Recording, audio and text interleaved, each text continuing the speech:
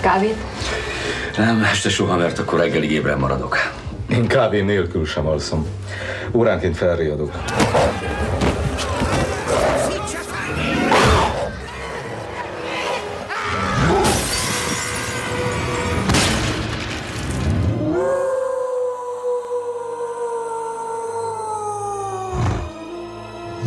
Állandóan a zárkáról álmodom, és arra ébredek, hogy visznek a kihallgatásra.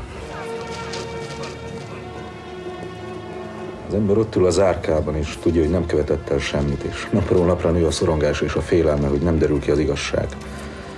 Nem hisznek el semmit, amit mondasz, és 100-szor végigkérdezik ugyanazt. És ha valamit másképpen mondasz, lecsapnak rá, és újra kérdeznek. 7 év iszonyatosan hosszú időnek tűnt.